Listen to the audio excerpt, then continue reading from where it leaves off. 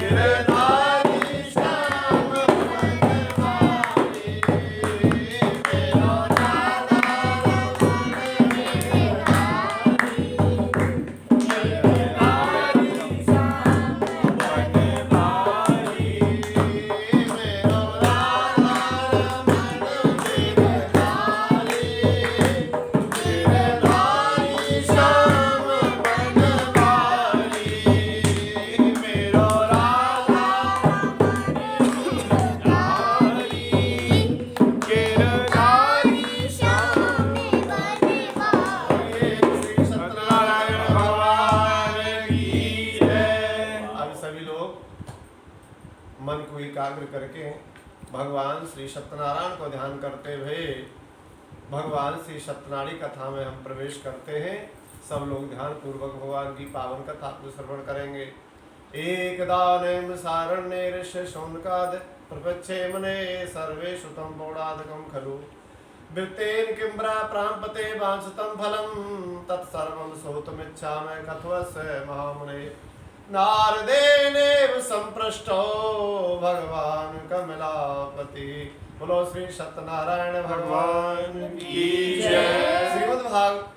श्रीमद् सत्यनारायण भगवान की जो पावन कथा है, ये इस स्कंद पुराण के रेवाखंड की पावन कथा है।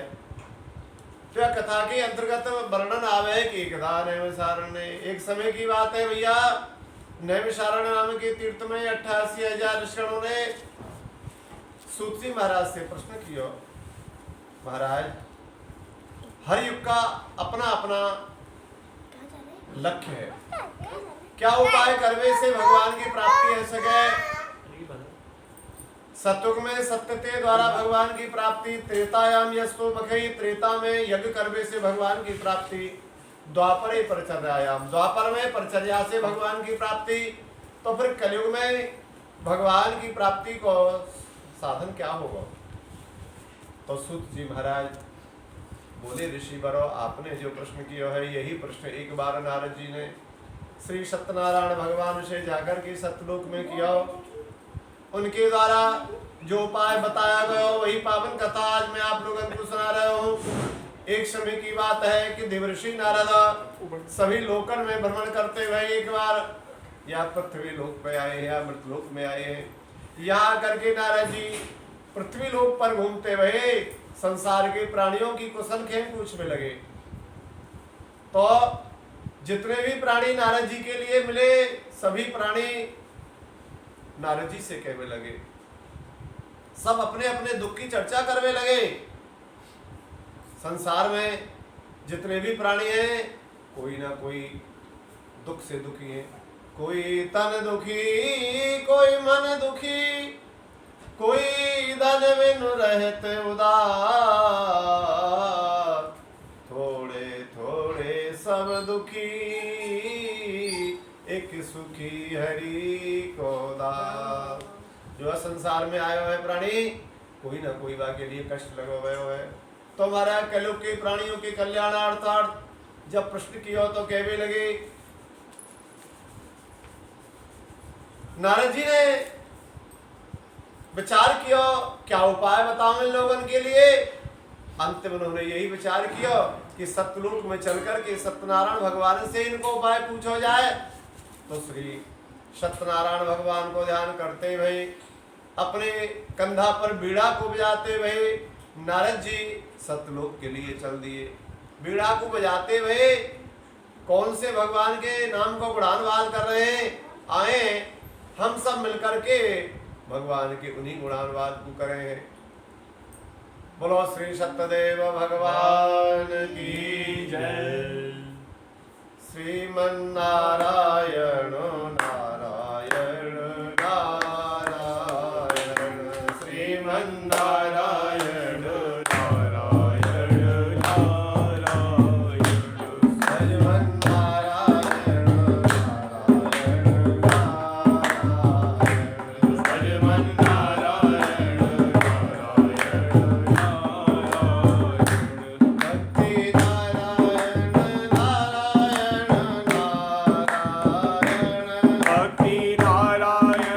नारायण नारायण, भक्ति नारायण नारायण नारायण, मुक्ति नारायण नारायण नारायण, मुक्ति नारायण नारायण नारायण, भक्ति नारायण नारायण नारायण, भक्ति नारायण नारायण नारायण, मुक्ति नारायण नारायण नारायण, मुक्ति नारायण नारायण नारायण, श्रीमन नारायण नारायण नारायण, श्रीमन नारायण लक्ष्मी नारायण नारायण नारायण, लक्ष्मी नारायण नारायण नारायण, लक्ष्मी नारायण नारायण नारायण, लक्ष्मी नारायण नारायण नारायण,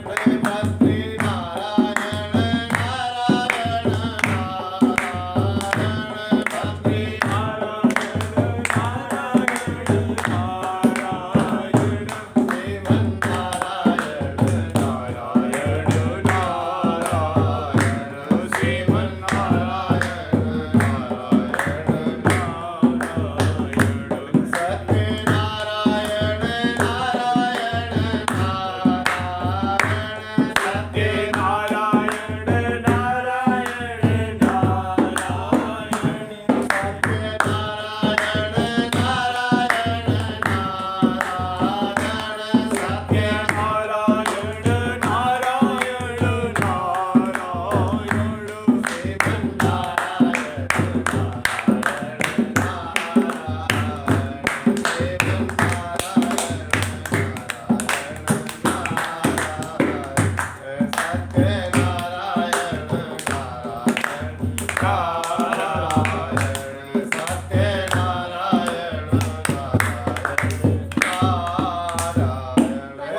सत्यनारायण भगवान की जय। भगवान श्री सत्यनारायण को पावन कीर्तन करते हुए बीड़ा बजाते हुए नारद जी सतलोक में जाकर के पहुंचे हैं। सत्यनारायण भगवान को जाकर के वहां दर्शन किया है। शेष सैया पर भगवान शयन कर रहे हैं। लक्ष्मी जी भगवान की चरण सेवा कर रही हैं। हाथ जोड़ करके श्री सत्यनारायण भगवान की प्रार्थना करने लगे हैं नारद जी। सत्यव्रतम सत्य परम त्रिसत्यम सत्तस्य योनि मनयतांच सत्ते सत्तस्य सत्र मृत सत्र नेत्रम सत्यात्मकम त्वं शरणं प्रपन्नः। बोलो श्री सत्यनारायण भगवान की जय। यह श्लोक के अंदर भगवान को सत्य सत्य नाम 9 बार लिया गया है भैया। क्यों 9 बार को महत्व क्या है भैया? 9 बार को महत्व यही है कि 9 को अंक ही पूर्ण है, कि भगवान ही पूर्ण है, संसार सब अपूर्ण है। संसार अपूर्ण है, इसमें पूर्ण की व्यवस्था नहीं है, और भगवान पूर्ण है, इनमें अपूर्ण की कोई व्यवस्था नहीं है, क्योंकि 9 को अंक का पूर्ण है। 9 को अंक पूर्ण कैसे भैया? जो भी 9 को अंक को पढ़ो आप बोलोगे 9 1 9 9 दूनी 18, तो अंक क्या भाई 1 और 8, तो जिनकी गिनती कितनी होगी? 9 ही तो होगी। 9 दूनी 9 तिया 27, 9 चौका 36, 9 पंजे 45, इनके जो भी अंकन को जोड़ आवे वो पूर्ण 9 ही होए। ऐसा कोई गिनती कोई पहाड़ो ना है जब अंक पूर्ण रूप में आता हो, इसलिए भगवान पर पूर्ण ब्रह्म है। बोलो सत्यदेव भगवान की जय। भगवान श्री सत्यनारायण की प्रार्थना करवे के उपरांत में भी सत्यनारायण भगवान बोले, भैया नारद जी आपके आने का अभिप्राय क्या है? आपका उद्देश्य क्या है? आप क्या कामना लेकर के आए हो? अपनी कामना मुझे बताओ।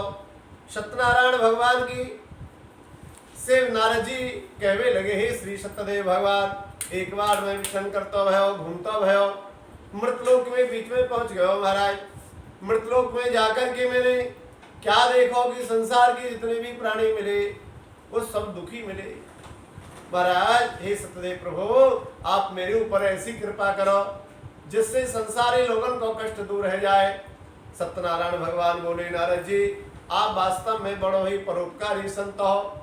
संत कौन है? जिसको अपने दुख की चिंता नहीं है, जो पराये दुख से दुखी है जाए वही संत है। संसारी लोग कैसे हैं भैया? सो अपने दुख से दुखी नहीं है, दूसरे को सुख को देख करके जो दुखी है। लेकिन संत वो है जो अपने दुख से दुखी नहीं है, दूसरे के दुख से इसकी दुखी हो जाए, वही संत है।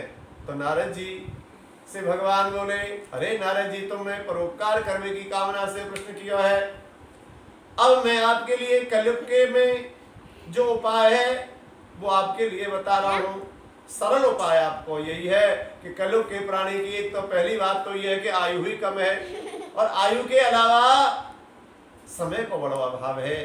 इसी प्रकार से भैया कलयुग के बीच में जो सत्यनारायण भगवान की पावन कथा को करेगा वही या सारे कष्ट दूर है करके नहीं है, और भगवान के सतलोक के लिए प्राप्त है जाएगा।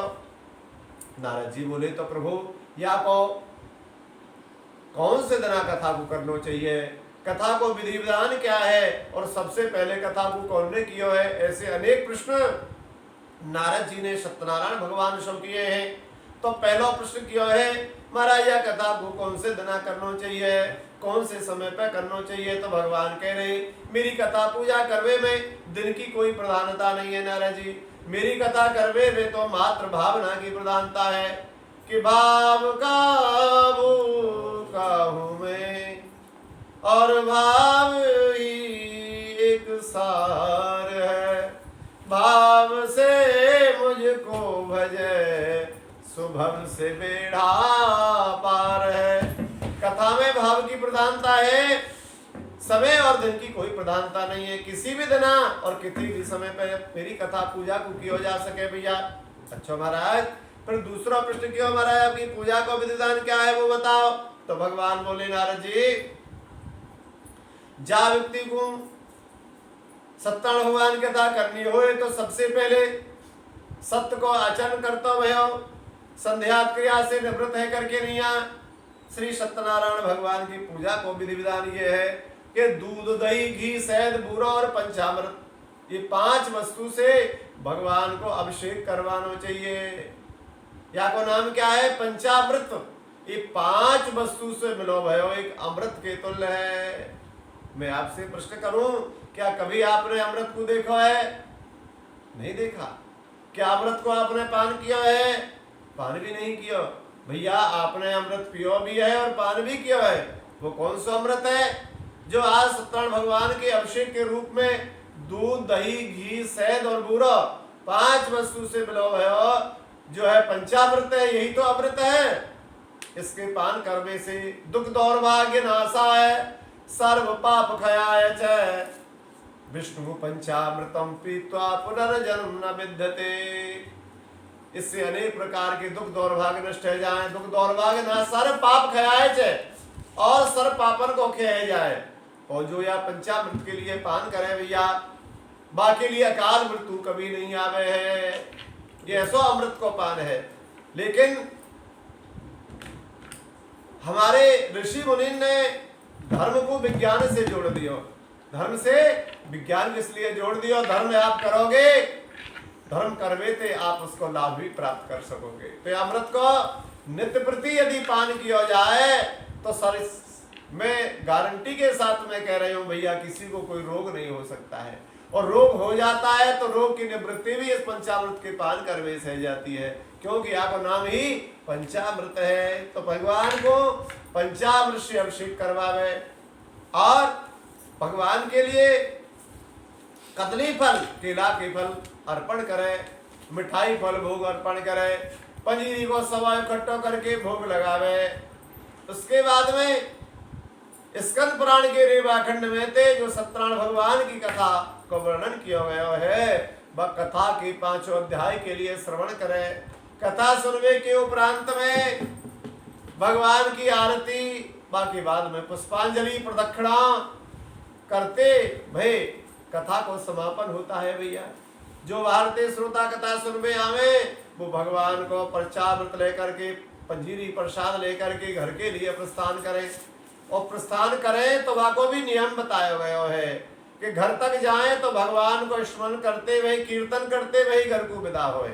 और जिनके घर में कथा होए वो भी संध्या के समय भगवान को हर नाम संकीर्तन घर में अवश्य करे, यानी जागरण का उत्सव भगवान के लिए मनावे। कहते भैया एक घड़ी आदि में पुण्य आए। कहने को तात्पर्य अर्थ है कि पूरी रात्रि भर आप जागरण का उत्सव नहीं मना सको हो तो 1 घंटा कीर्तन करो। चलो भैया 1 घंटा को भी यदि तुम्हें समय नहीं मिला, 1 घड़ी आधी घड़ी तो आधा घंटा कर लो। और आधी घड़ी को यदि समय ना आए तो आधी में पुण्य आए, यानी 15 मिनट ही भगवान की कथा कर लो, कीर्तन कर लो। ये विधि विधान से हम स्वयं श्री सत्यनारायण भगवान ने अपने मुखारविंद से नारद जी के लिए बताया है। स्कंद पुराणे रेवाखंडे सत्यनारायण व्रतकर्तायां प्रथम अध्याय। हरे नमः। बोलो श्री सत्यनारायण भगवान की जय। नारद जी ने जो तीसरा प्रश्न किया, तीसरे प्रश्न का उत्तर भगवान ने दूसरे अध्याय में दिया। तीसरा प्रश्न क्या है महाराज? यह पावन कथा को सबसे पहले कौन ने किया है? तो भगवान कहने लगे, सुनो नारद जी, काशीपुरी नाम की नगरी में एक सताद नाम का ब्राह्मण रहता, वो भगवान की भक्ति से विमुख है गया। तो भगवान अन्य जीवन की ऊपर रक्षा करते हैं। भगवान का नाम है कृपा सिंधु। भगवान बड़े दयालु हैं। ये भगवान अकारण करुणा वरणालय हैं, जीव के ऊपर अकारण ही कृपा करें, कृपा की वर्षा करते रहते हैं। तो भगवान ने जीवन के ऊपर कृपा करने की कामना से तीसरा जो प्रश्न किया, बाको उत्तर भगवान ने दूसरे अध्याय में दिया कि सतान नाम को ब्राह्मण भगवान की भक्ति से विमुख है गया। तो भगवान ने बाकी ऊपर कृपा करी, लेकिन भगवान की कृपा आसानी से किसी की समझ में आने वाली नहीं है। क्यों? कि भगवान की कृपा को समझना साधारण बुद्धि से नहीं आ सके भैया। इसके लिए तो ज्ञान चक्षु की आवश्यकता है। तो भगवान ने कैसी कृपा करी कि ब्राह्मण को सब धन ले लियो भगवान ने। अब बताओ ये कैसी कृपा है? लेकिन कथा के अंतर्गत यदि हम जाएंगे या को रहस्य समझेंगे तो यही भगवान की कृपा है भैया। लेकिन साधारण लोग तो नहीं समझ पाएंगे भगवान की क्या कृपा है। यदि भगवान ब्राह्मण को धन नहीं लेते तो भगवान को ब्राह्मण कभी याद नहीं करता। भगवान ने बाको धन ले लियो, इसीलिए तो भगवान को बाने याद कियो। क्यों कि दुख में सुमरन सब करे, सुख में करे न कोई, जो सुख में सुमरन करे तो दुख का एक होय। इसलिए भगवान ने कष्ट दियो कि मैं आपके लिए कष्ट दूंगा जब वो मेरे लिए याद करेगा। जब भगवान ने बाबू कष्ट दियो तो एक दिन ब्राह्मण दुखी है करके भगवान को स्मरण करता भयो, भगवान को याद करने लगो, भिक्षा मांगते रहो और भगवान को याद करते रहो। दुख में ही भगवान याद आवे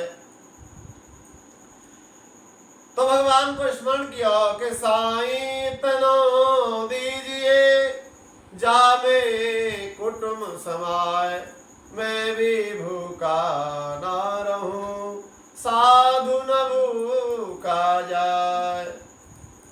भगवान के स्मरण करता भयो। भगवान कहते हैं कि जो तू चाले एक पग मैं चालू पग साठ, जो कठोर तू काट सम तो मैं लोहे समलाट। भगवान कितने दयालु हैं, किसके लिए कि जो तू चाले एक पग। भगवान के मार्ग में यदि कोई भक्त एक पैर चलता है, आगे बढ़ता है भगवान की तरफ, तो भगवान कितने दयालु हैं। मैं 60 पग चल करके आवे भक्त की तरफ, कितने दयालु है भगवान। तो भगवान ने वृद्ध ब्राह्मण का रूप बनाया और ब्राह्मण के पास आए और पूछने लगे ब्राह्मण कैसे याद किया। ब्राह्मण बोले प्रभु आपकी कृपा से मनुष्य तन पायो, ब्राह्मण को घर में जन्म मिलो, लेकिन प्रभु घर में भोजन की भी व्यवस्था नहीं है। प्रभु मेरे ऊपर कृपा करो, कोई उपाय बताओ। सत्यनारायण भगवान ने ब्राह्मण के लिए श्री सत्यनारायण भगवान की कथा को विधि विधान बता दियो। जो विधि विधान मैं अभी आपको प्रथम अध्याय में बता के चुका हूं, वही संपूर्ण विधि विधान स्वयं भगवान ब्राह्मण के लिए बताए और बता करके भगवान अंतर ध्यान है। बोलो सत्यदेव भगवान की जय। ब्राह्मण देवता लौट करके घर आ गए। घर में तो आ गए लेकिन चिंता लग गई। कैसी चिंता कि जो भगवान मेरे लिए सत्यनारायण भगवान कथा को विधि विधान बता करके गए हैं, बात साधन को मैं कैसे कर पाऊंगा, क्योंकि मेरे पास में धन को अभाव है, बिना धन की कथा भी नहीं कर सकूं। जा लिए आज ब्राह्मण को चिंता करके नींद नहीं आई कि चिंता पुराणम सुखम न निद्रा। जब वो चिंता लग जाए तो आपको नींद कभी नहीं आवे भैया, नावा के लिए सुख की प्राप्ति हो, इसीलिए ब्राह्मण को नींद नहीं आई। प्रातः काल उठो, संध्या क्रिया से निवृत्त करके ब्राह्मण और भिक्षा के लिए चल दियो। जैसे भिक्षा के लिए प्रस्थान जब ब्राह्मण ने किया, उसी समय पर ब्राह्मण ने संकल्प कर लियो, हे श्री सत्यनारायण भगवान आज भिक्षा के मांग में से जो धन मेरी प्राप्ति होगी वही धन से मैं आपकी कथा व्रत पूजा के लिए करूंगा। ऐसा संकल्प किया और संकल्प करके जैसे ही ब्राह्मण ने प्रस्थान किया, भगवान की कृपा दिखाई देने लगी। कैसी कृपा दिखी है। कहीं जा रहा हो ब्राह्मण को दूध की प्राप्ति वही, काऊ के घर से दही मिलो, कई के घर से घी मिलो, कहूँ शहद मिलो, बूरो मिलो, फल मिले, फूल माला मिली, धन द्रव्य आदि प्राप्त है। कहने को तात्पर्य अर्थ ये है कि सत्यनारायण भगवान की कथा में जिन जिन वस्तुओं की आवश्यकता होए बाबू सहज ही प्राप्त है गई।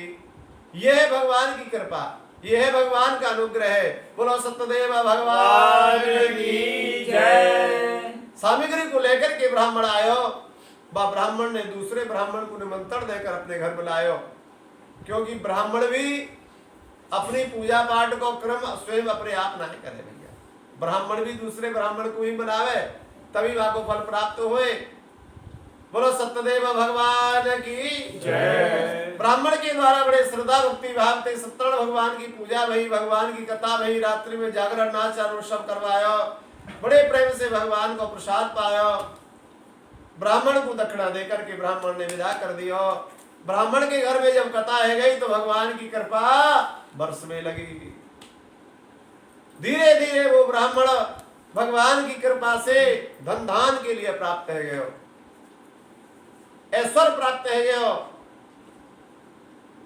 एक दिन ब्राह्मण के मन में विचार आयो, या सत्य भगवान की कृपा से भगवान कथा करवे थे, मेरे घर में धनदान की प्राप्ति हुई है और एक बार मैंने कथा करी है, तो क्या करूं? क्या एक दिन एक बार ही कथा करके छोड़ दूं? तो भगवान मुझसे यह कहेंगे, ये बड़ा स्वार्थी भक्त हो, अपना स्वार्थ पूरा भय और मेरी कथा के लिए छोड़ दिया। रोज तो कथा ना कर सकूं, संभव ना है, लेकिन भैया महीना में एक दिन कथा करना तो संभव है सके, बड़ा आसान है। हर महीना भगवान की कथा करवे लगो, बारंबार सत्यनारायण भगवान कथा करता वह ब्राह्मण या लोग में अनेक प्रकार की संपत्ति को भोगता भयो, संतान के लिए प्राप्त करता भयो, अंत में वैकुंठ के लिए प्राप्त भयो। स्कंद पुराणे रेवा खंडे सत्यनारायण व्रत कथायाम द्वितीय अध्याय। हरे नमः। बोलो श्री सत्यनारायण भगवान की जय। इतनी कथा कह करके सूजी महाराज बोले, भैया ऋषि बरा, कथा तो पूर्णता के लिए प्राप्त है, ये समापन है गयो कथा के लिए। सोनाकाद ऋषि बोले, महाराज हे सूजी महाराज, आपने जो सत्यनारायण भगवान की पावन कथा हमें सुनाई, या कथा के सुनवे थे हमारे लिए विशेष आनंद की प्राप्ति भई, बड़ा सुख मिलो, बड़े आनंद की अनुभूति प्राप्त भई। हे प्रभु ऐसी कृपा करो, या कथा के लिए और भी काम ने किया होगा, क्योंकि हम यह कथा को सुनकर के बड़े आनंद विभोर हो रहे हैं, बड़ी हमारी उत्कंठा है कि और यह कथा के लिए आगे किया हो, उनकी कथा भी हमें सुना दो तो आपकी बड़ी कृपा हो। सूत जी महाराज बोले, भैया मैं आपके लिए कथा तो सुनाऊं, लेकिन जब भी कोई वक्ता श्रोता के लिए कथा सुनाता है तो सुनावे से पहले सावधान करता है।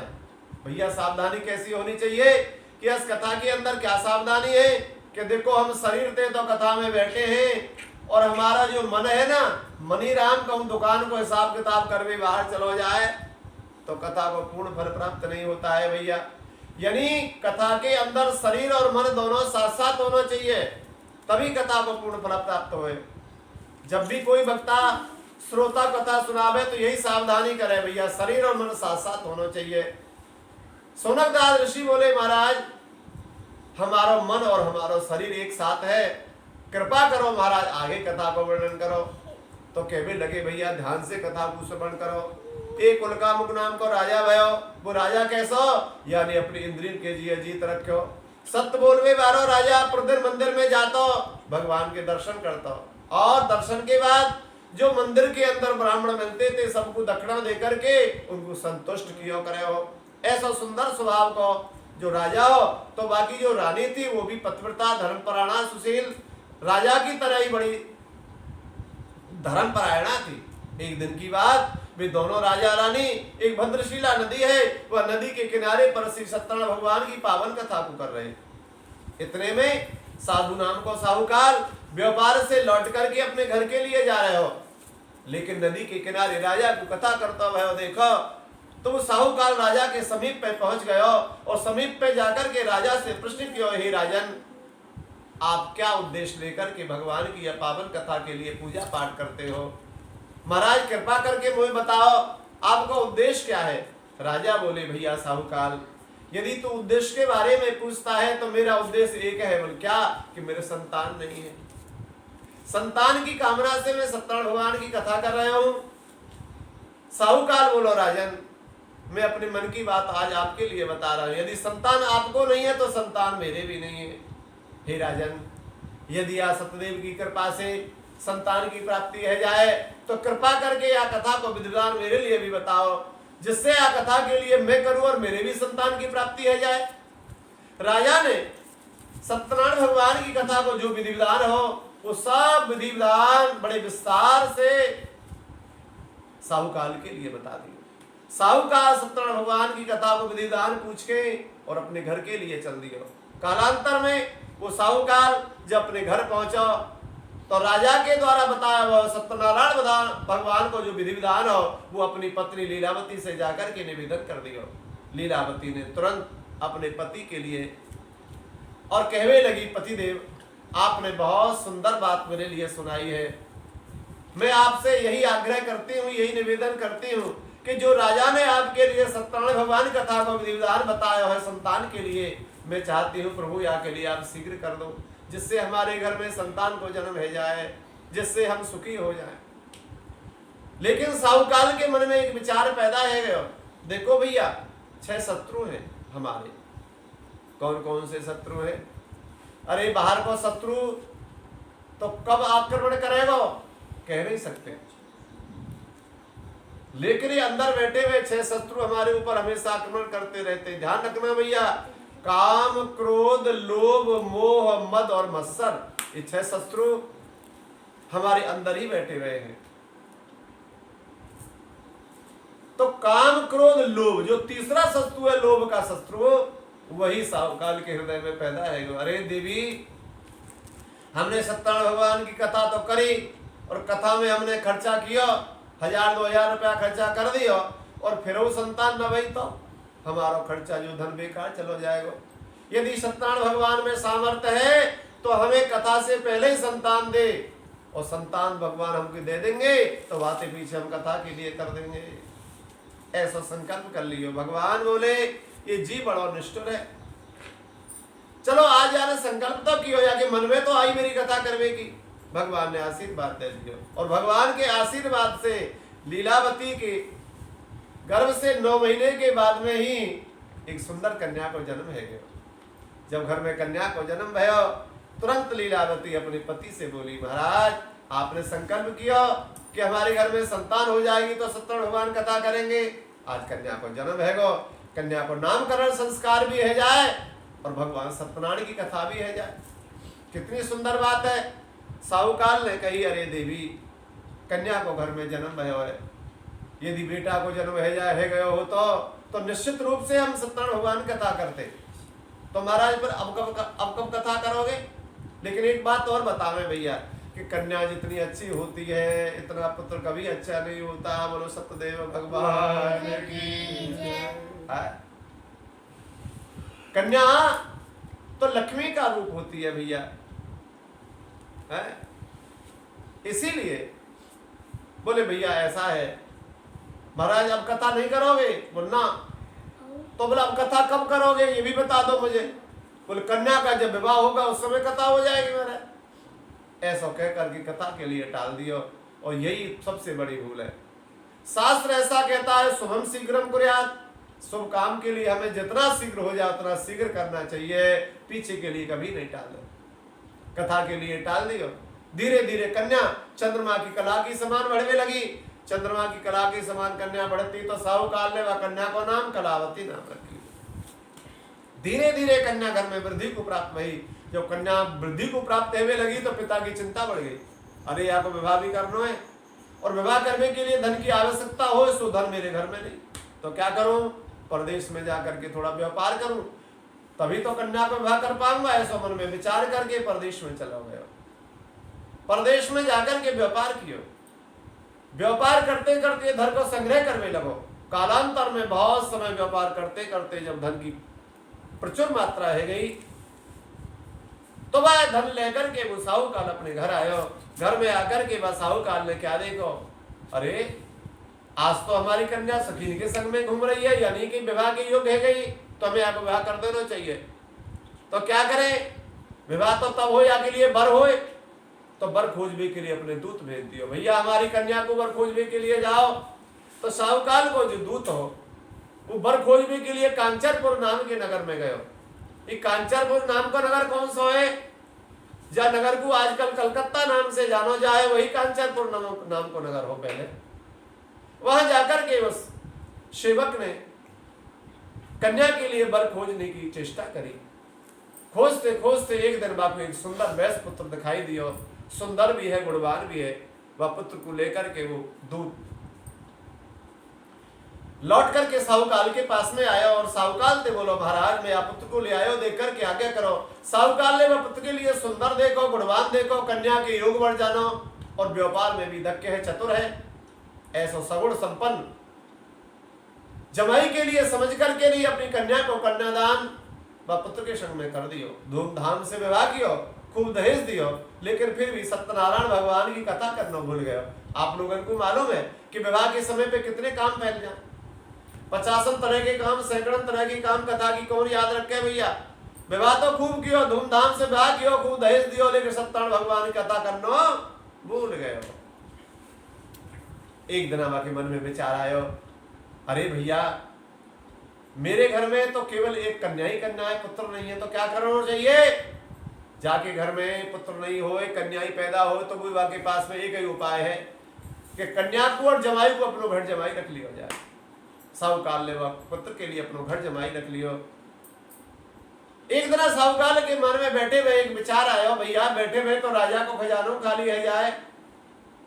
पहले मैं अकेला था तो अकेला व्यापार करता था, आज घर में जमाई आएगा तो व्यापार में एक से दो अच्छे होते हैं। जमाई को साथ में लियो और रत्नसारपुरी नाम की नगरी में दोनों ससुर जमाई जाकर के व्यापार करना प्रारंभ कर दियो। ये रत्नसारपुरी नाम की नगरी आजकल बंबई नाम की नगरी से जानो जाए। रत्नसार यानी रत्न माने खजाना होता है, हीरा मोती जवाहरात होते हैं रत्न, और उनको सार तो भैया कहते हैं दिल्ली है दिल वालों की और बंबई है पैसे वालों की।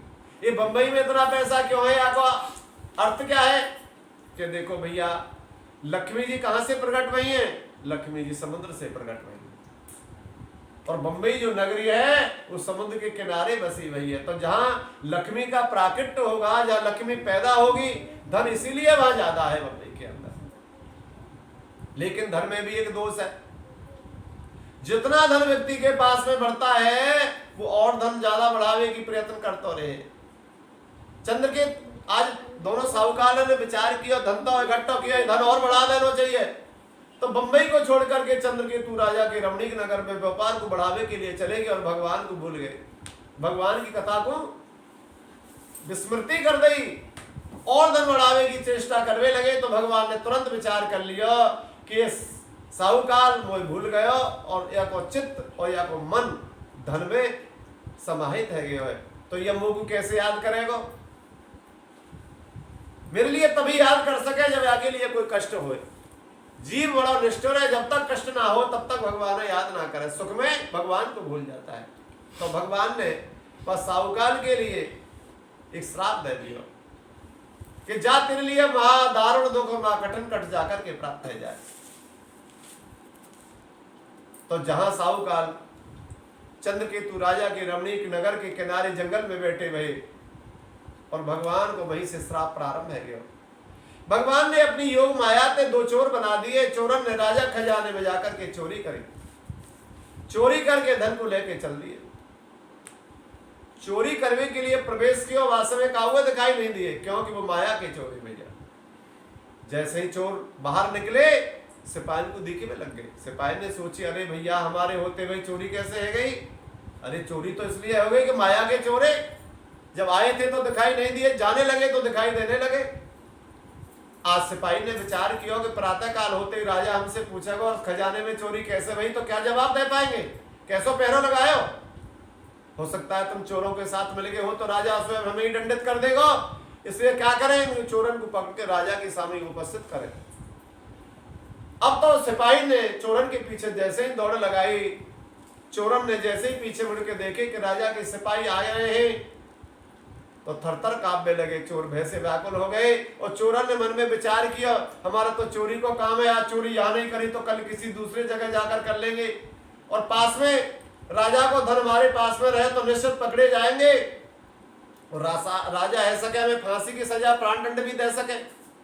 ऐसे भयभीत है करके उन चोरन ने क्या किया कि धन को परित्याग कर देना चाहिए, लेकिन धन को परित्याग करे कहां? इतने ही समय में चोरन के लिए दो साहूकार जंगल में बैठे हुए दिखाई दिए और चोरी की जो सामग्री चोरन ने राजा के खजाने से जो धन चोरी करके लाए थे ना, वो साहूकार के समीप में रख के नहीं है। असली जो चोर थे वो तो जंगल में जाकर के छिप गए और साहूकार चोर ना होते वह भी चोर बन गए कि भगवान को श्राप लग गए। दौड़ते हुए सिपाही जब जंगल में पहुंचे तो क्या देखा, दो व्यक्ति बैठे, इनके पास में कुछ माल पानी भी रखा है।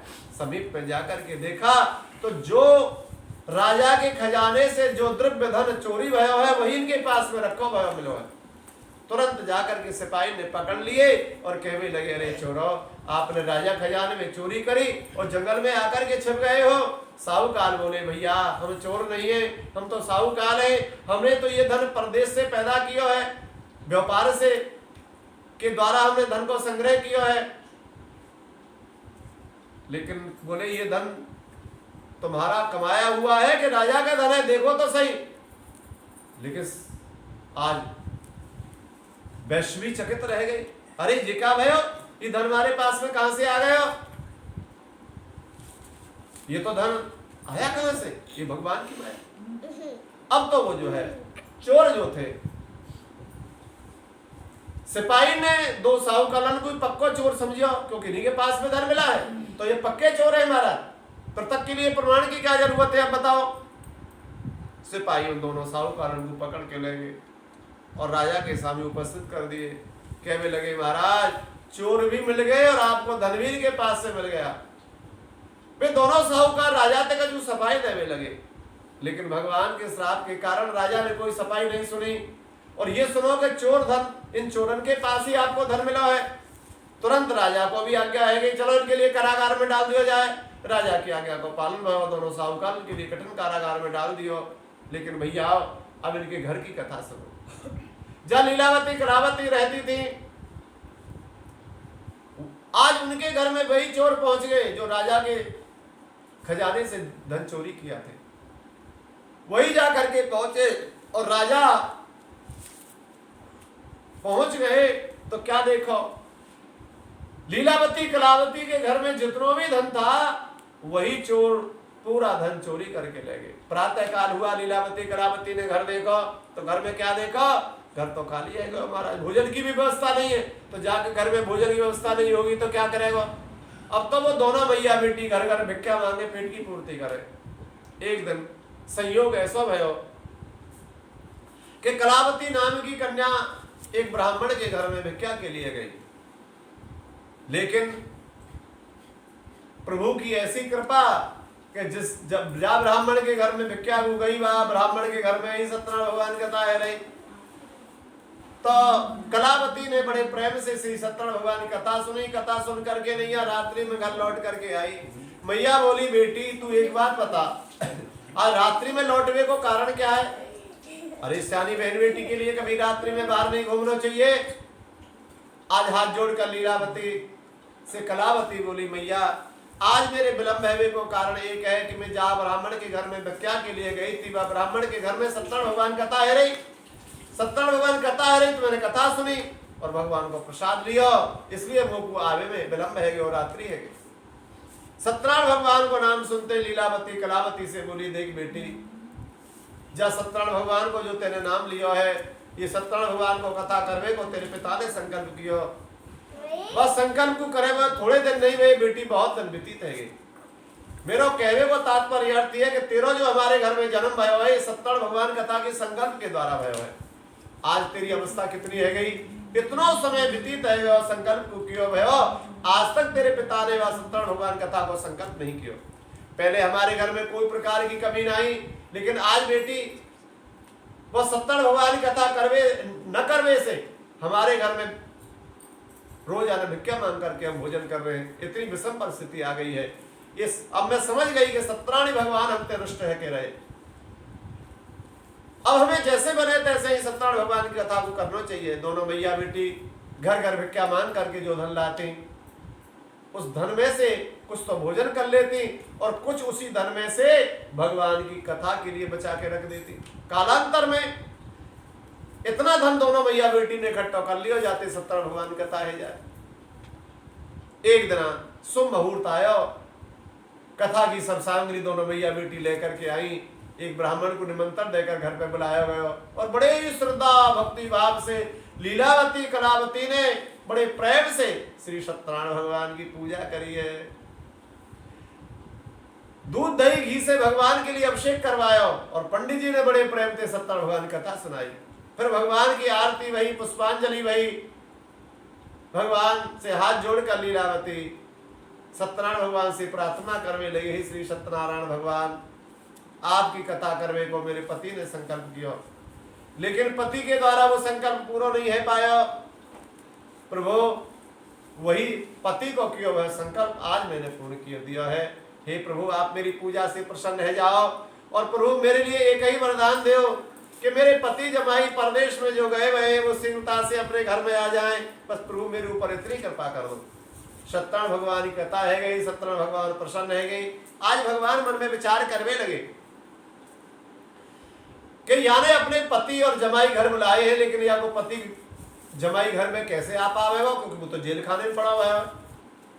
लेकिन भगवान के पास तो बड़े उपाय हैं, बहुत युक्ति है प्रभु के पास। आज श्री सत्यनारायण भगवान ने उस राजा के लिए रात्रि में स्वप्न दिया, और स्वप्न में भगवान ने बताया उस राजा के लिए, राजा बंदी गृह में बंदी भयो, जो प्राणी है वो निर्दोष है, वो चोर नहीं है। या प्राणी ने मेरी कथा करने की बहुत समय से प्रतिज्ञा कर रखी, आज तक यानी कथा नहीं करी, ये अपनी प्रतिज्ञा भूल गयो, मेरी प्रतिज्ञा या भूलिए याद आ जाए, या लिए मैंने आके लिए कष्ट दिया है। ये चोर नहीं है, वास्तव के जो चोर थे वो तो इनके पास में धन को रख कर के जंगल में छिप गए, और ये चोर ना होते वही भी मेरे श्राप के कारण ही चोर बने हैं। आज इसके घर में इसकी पत्नी और या की बेटी ने सब मेरी पूजा और कथा के लिए कर दिया है।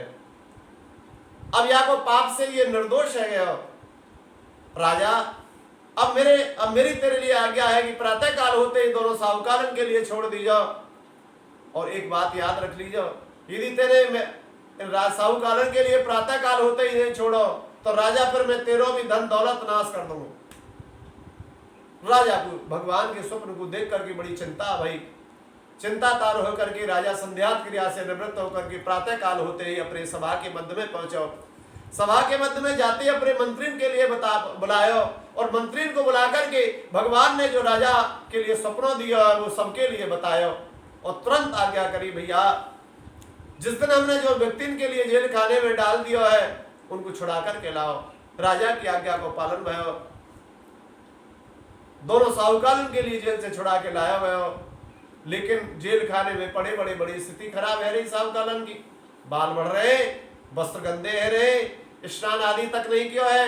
तुरंत ही राजा ने उन साहुकालन के ख्योर करवा दे, कर्म करवायो, स्नान करवायो, नए नए वस्त्र पहराए, सुंदर सुंदर भगवान ते भोजन बनायो, भोजन करायो, और जितनो धन राजा ने उन साहुकालन के लिए दियो दोनों करके विदा कर दियो। राजा बोले साहुकाल अपने घर के लिए जाओ, मेरे यहाँ में कोई दोष नहीं है, तुमने भगवान को कोई अपराध किया है, बाकी कारण तुम्हारे लिए कष्ट की प्राप्ति हुई है। साहुकाल बोले ठीक महाराज आपकी दया से चले जाएंगे। स्कंद पुराणे रेवा खंडे सत्यनारायण कथायाम तृतीय अध्याय नमः। बोलो श्री सत्यनारायण भगवान की जय। आज भगवान के मन में विचार आयो कि जब साहुकाल ने मेरी कथा पूजा लोभ के कारण नहीं करी,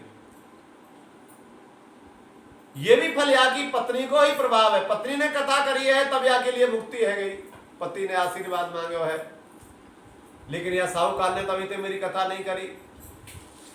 अनेक प्रकार के अन्य कष्ट तो पा लिए लेकिन मेरी कथा नहीं करी। लेकिन अभी भी आके मन में मेरे प्रति अभी श्रद्धा जागृत भई के नहीं भई, कि अभी भी अंधकार में ही पड़ा हुआ है साहुकाल, तो कैसे पता लगे, तो इसकी परीक्षा करनी चाहिए।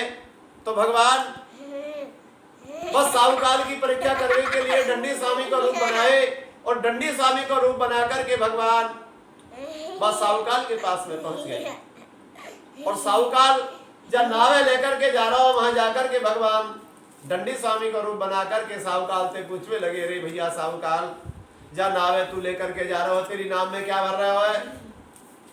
साहुकाल ने देखा, अरे ये तो डंडी स्वामी है, यदि मैंने नाव में कोई धन बतायो तो धन मांग लेगो, वस्त्र बतांगो तो वस्त्र मांग लेगो, द्रव्य बतांगो द्रव्य मांगेगो, भोजन बतांगो भोजन मांगेगो, या के लिए ऐसी चीज बताऊं जो मनुष्य के काम में ना आती हो, मनुष्य के उपयोग की कोई वस्तु बताऊंगा तो तुरंत मांग लेगो, क्या करूं, ऐसी चीज बताऊं जो मनुष्य के उपयोग में ना आती हो, फिर ये मुझसे कुछ नहीं मांग सकता है। तो भैया मेरी नाम में, महाराज आप किस कारण से पूछ रहे हो, रुपया पैसा धन लेने की इच्छा करते होंगे, मेरी नाम में तो ऐसी कोई वस्तु नहीं है, केवल लता पता घास फूस भरी भई है। भगवान समझ गए और बोले भैया तथास्तु। भगवान ने तो सबके लिए धन दिया है, संपत्ति दी है, अरे संपत्ति में विपत्ति तो हम स्वयं मांगते हैं। भगवान काल है कर्म है ईश्वर है, मिथ्या दोष लगाए और फिर भगवान के लिए ही झूठा दोष लगा देते हैं। भगवान ने तुम्हारे लिए संपत्ति दी है, यही हमारी कमी है महाराज। तो भगवान ने कही तेरे कहो बाकी सत्य है जाए, भगवान तुम्हारे चले और चल करके समुद्र के किनारे पर बैठ गए और यही भगवान की अनुग्रह को दर्शन होता है। अभी तक आपने भगवान की कथा सुनी तो यही सुनी कि भगवान विधि विधान बताए, अंतर ध्यान है गई। अब की बार भगवान अंतर ध्यान ना होकर के समुद्र किनारे पर क्यों बैठे रहे? भगवान को मालूम है ये जीव बड़ा निष्ठुर है, फिर भी भगवान वह जीव के ऊपर कृपा करने की कामना से समुद्र किनारे बैठे हुए कि अब की बार में अंतर ध्यान है गयो तो मेरो भक्त भी अंतर ध्यान ही है जाएगा। इतना दोष होते हुए भी भगवान की कितनी कृपा रहती है जीव के ऊपर। भगवान वह साहूकाल के ऊपर कृपा करने की कामना से अब की बार अंतर ध्यान ना होकर के समुद्र किनारे बैठे रहे। संध्या क्रिया से एक निवृत्त है करके जब साहूकाल ने अपनी नाव के लिए देखो तो जब नाव में सोनो चांदी हीरा मोती जवाहरात भरे हुए, बाकी जगह पे कहा देख रहे हो कि नाव में केवल और केवल घास फूस लता पता भर रही है। घास फूस लता पता को देखो, मूर्छा खा के बेहोश है के पृथ्वी पर गिर पड़ो। जमाई ने समझाया महाराज अभी जो दंडी स्वामी आए थे वो तो साक्षात भगवान थे, सत्यदेव थे, और तुमने भगवान से ऐसी निष्ठुर वाक्य कहे, मिथ्याभास किया, यही को परिणाम है कि आज नाव में घास फूस लता पता है। तो महाराज क्या करें? साहूकार को जमाई बोलो महाराज भगवान बड़े दयालु हुए, आज भगवान के लिए खोजो, भगवान की कृपा है जाएगी। फिर भी भगवान को खोजने के लिए चल दिए कि भगवान मिल जाएंगे तो मनोकामना पूरी हो जाएगी। दोनों साहूकार भगवान को खोजने के लिए जंगल में जा रहे हैं और कहा कहते जा रहे हैं कि बांके बिहारी जय हो तुम्हार, श्री बांके बिहारी जय हो तुम्हारी, बांके बिहारी जय हो तुम्हारी, श्री बांके बिहारी जय हो तुम्हारी, जय हो तुम्हारी लाला जय हो तुम्हारी, जय हो तुम्हारी लाला जय हो तुम्हारी, जय हो तुम्हारी कान्हा जय हो तुम्हारी, जय हो तुम्हारी कान्हा जय हो तुम्हारी, श्री बांके बिहारी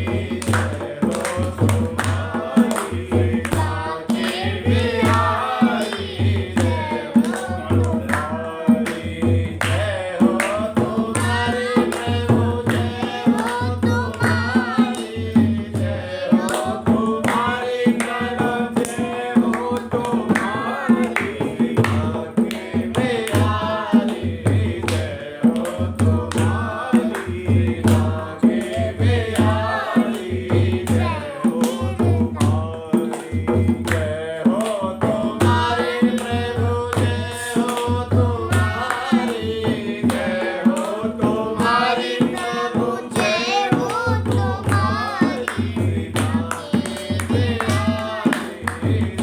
हो तुम्हारी, बांके बिहारी जय हो तुम्हारी, श्री बांके बिहारी जय हो तुम्हारी, बांके बिहारी जय हो। बोलिए सत्यनारायण भगवान की जय, जय जय श्री राधे श्याम। भगवान को हर नाम संकीर्तन करते हुए दोनों साहूकार जैसे समुद्र किनारे पहुंचे तो क्या देखो भगवान समुद्र किनारे बैठे हुए।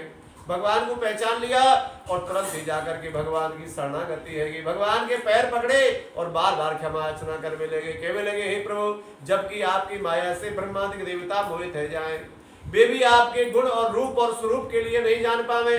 देखो महाराज इंद्र और ब्रह्मा भी आपको नहीं पहचान सके। ब्रह्मा आपकी दर्शन करने के लिए ब्रज में आए तो ब्रह्मा भी मोहित है गया, और ब्रह्मा भी प्रभु आपके बछड़ा और ग्वाल वालन को चुरा करके ले गए, वो भी क्योंकि पहचान नहीं पाया प्रभु आपके लिए। इंद्र ने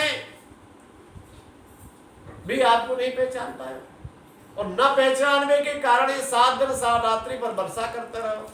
जब महाराज इंद्र जैसा और ब्रह्मा जैसा देवता को पहचान में भूल कर जाए तो हम तो अज्ञानी मनुष्य जीव है, आपको कैसे पहचान सके। आप आपके वैभव के अनुसार आपको पूजन करेंगे।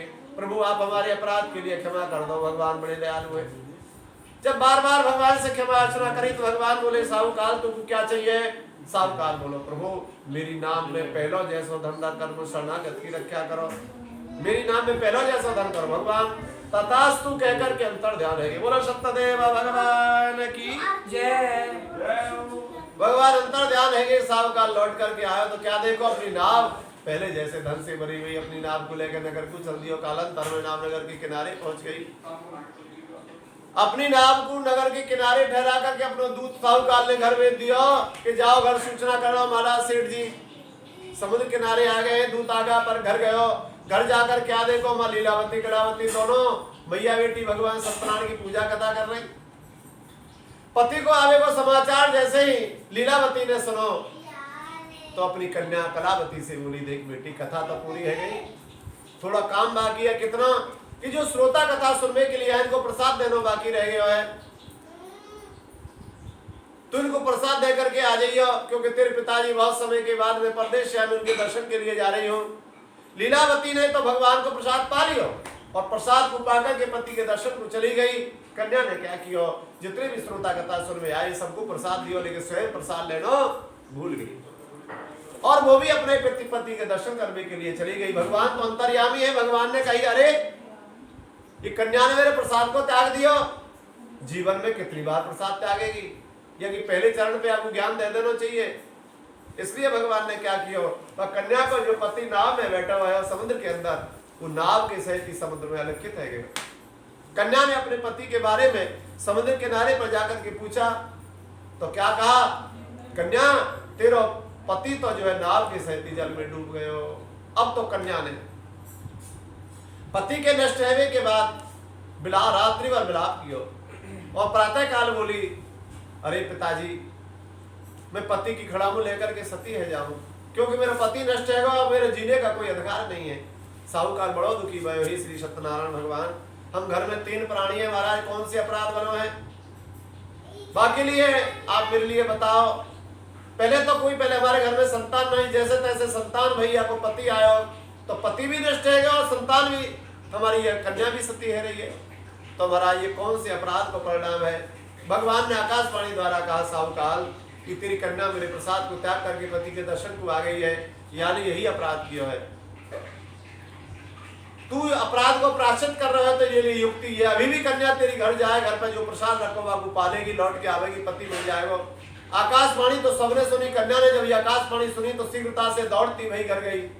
घर पे जो सत्यनारायण भगवान को प्रसाद रखो वह प्रसाद को पाया लौट करके आई तो अपने पति को दर्शन किया। बोलो श्री सत्यदेव भगवान की जय। साहूकाल ने प्रसन्न होकर के समुद्र के किनारे पर धूमधाम से श्री सत्यनारायण भगवान की पूजा करी कथा हुई रात्रि में जागरण करवाया नाच अनुष्ठव करवाया सबने बड़े प्रेम से भगवान को प्रसाद पाया। पर प्रातः काल आप कन्या बोली पिताजी घर चलो विलंब मत करो सदैव भगवान की कृपा से वैस प्रभात प्रसन्नता से घर पधारो। इसकन प्राणी देवा करने सत्यनारायण करता है चतुर्थ अध्याय हरे नमः। बोला श्री सत्यदेव भगवान की जय। सूखी महाराज बोले ऋषि महाराज जिस प्रकार से यह कन्या ने भगवान को प्रसाद त्यागो और प्रसाद को त्याग करके दुखी भयो एक प्रसंग को और याद आ गया बाबू सुनो महाराज। तो 5वें अध्याय में जो है एक राजा है वो तुंगध्वज नाम का राजा वो भी भगवान के प्रसाद को त्याग करके दुखी भयो उस कन्या की तरह। तो वो राजा ने जंगल में जाकर के शिकार करने के लिए गए तो वह राजा ने बरगद के पेड़ के नीचे छाया में बैठो बहनों क्या देखो कि दूसरे पेड़ के नीचे गैया चराए वाली बारी या सत्यनारायण भगवान की पूजा कथा कर रहे। राजा ने कही अरे मैं राजा महाराजा और ग्वारियान के पास में बैठूंगा यानी ये राजा के लिए अहंकार है गयो। अहंकार के कारण राजा ग्वारियान के पास में सत्यनारायण कथा सुनने के लिए नहीं बैठो। लेकिन जब कथा को समापन है गया ग्वारियान ने देखो हमारे नगर को राजा है प्रतिष्ठित व्यक्ति है अरे भगवान को प्रसाद तो जितना वितरित है जाए उतना ही ठीक रहे। भगवान को प्रसाद लेकर के राजा के पास में देवे के लिए पहुंच गए। लेकिन राजा ने कही अरे ये तो ग्वारियान के हाथ को प्रसाद है गैया चराए वाले ग्वारिया बेजड़ की रोटी खाए पोखरा को पानी पीवे और मैं हूँ राजा महाराजा इनके हाथ को प्रसाद में कैसे पा सकूं। ऐसे भगवान के प्रसाद को तिरस्कार कियो मन में। तो प्रसाद लेने के लिए राजा ने अपना हाथ नहीं बढ़ाया, ग्वाल वाला ने वो प्रसाद जो है राजा के समीप पर रख दिया। समीप पर रख करके ग्वाल वाला तो लौट करके गए, बड़े प्रेम से प्रसाद पाया। संध्या को समय हरो गैया ने लेकर नगर को चले गए और वो राजा भगवान के प्रसाद को त्याग करके अपने राजपाट में आ गया। यह प्रसाद त्याग के कारण राजा के 100 पुत्र धन धान राजपाट सब नष्ट हो गए। राजा बड़ा दुखी भयो। राजा ने विचार किया ये धनवान वैभव मेरो कैसे नष्ट हो गयो। राजा ने ब्राह्मण को बुलाया और ब्राह्मण से पूछी महाराज मेरा राजपाट कैसे नष्ट हो गया। ब्राह्मण बोले राजन तुमसे कोई अपराध तो नहीं बनो। महाराज मैंने कोई अपराध ना करो। ब्राह्मण बोले कोई 1-2 दिन की घटना बताओ। जैसे ही राजा ने जंगल की घटना बताई तो ब्राह्मण बोले अरे भैया राजन तू एक अपराध की बात करता है, तेरे 2 अपराध कर दिए। पहला अपराध तो तेने भगवान को ही किया, भगवान को अपमान किया। सत्तर भगवान कथा है रही और कथा में तू शामिल नहीं भयो। और दूसरा अपराध तेने भगवान के प्रसाद को कर दिया, जो प्रसाद तुमको देवे के लिए वो त्याग करके चलो आयो। राजा बोले महाराज अब आपको प्रायश्चित कैसे होगा। ब्राह्मण बोले बुनवालियान के पास में जाओ राजा, जिनने सत्तर भगवान की पूजा करी है, और उन्हीं सत्तर भगवान की पूजा करो, कथा करो, उनसे क्षमा याचना करो, तभी आपका अपराध दूर होगा। तुरंत ही वो राजा लौट करके उन ग्वाल वालन के पास में आया और ग्वाल वालन से जाकर के जो राजा ने अपराध किया जाकर के बताया। ग्वाल वालन ने राजा के द्वारा 70 भगवान कथा की सामग्री मंगाई और 70 भगवान की सामग्री मंगा करके राजा के द्वारा उन ग्वाल वालन ने 70 भगवान की कथा को पूजन करवाया। बड़े प्रेम से राजा ने प्रसाद पाया और प्रसाद पाकर के राजा अपने राजपाट में आए तो 100 पुत्र धन धान राजपाट पहलो जैसे ही प्राप्त है। बोलो श्री सत्यनारायण भगवान की जय। हरि अनंत हरि कथा हरि अनंत हरि कथा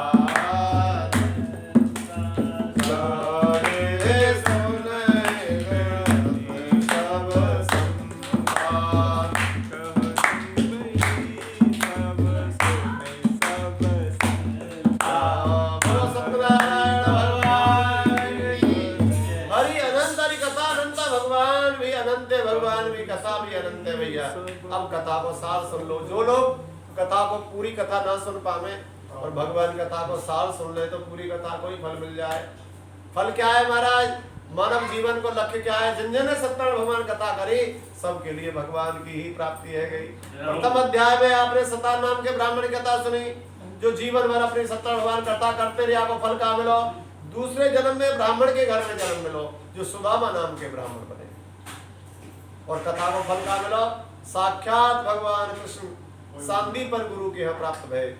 भगवान श्री कृष्ण को चिंतन करते हुए सुदामा जी अंत मोक्ष के लिए प्राप्त हुए। बोलो सत्यदेव भगवान की जय। प्रथम अध्याय को फल। दूसरे अध्याय में आपने कथा सुनी लकड़हारे की। वही लकड़हारा दूसरे जन्म में दशहरा गुहरा श्रृंगेरपुर को राजा बनो।